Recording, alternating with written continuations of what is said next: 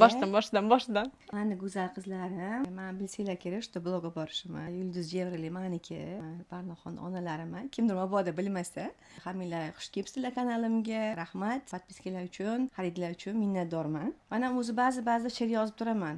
Shu qobiliyatimizni onadan o'tgan bo'lsa kerak.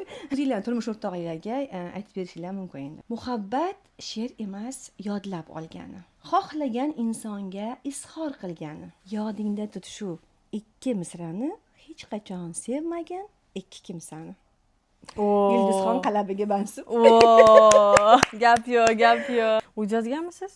Seriozmi? Kitobim ham bor edi o'zi. She'rlarim bor edi. Esimda qolgani bu. Qo'shiq qilib chiqamiz endi biz. Bo'ldi, Barnosh singer bo'ladi. Следующий. Sizsiz yashashga jonim hech ham ko'nika olmayman. Hatto bir kun ko'rmasam, tinchgina uxla olmayman. Doim xayolimda siz, qilgan duoyimda siz. Baxtimga bo'ling omon, Alloh asrasin haron. Vau!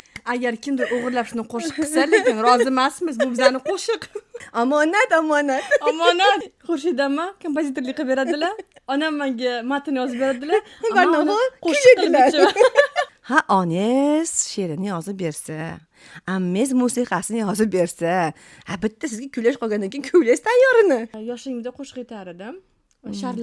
Sharlar guruhida bo'lganmiz. Так что еще я была певицей уже. Тем более музыкальное образование. Top qo'yib qo'ysang bo'lar shuningni. Videosini. Bizda bor edi. Men sharlar bo'lib qo'shiqlar aytib yurganman. Baxtim bo'ldi. Voy, ketmay, aya. Hozir uyg'onsa montaj qilaman. Qachon montaj qildingiz u meni? Xafa bo'ldim sendanmi? Men sizni tanqid qilmadim, siz meni tanqid qildingiz. Borini gapirdim.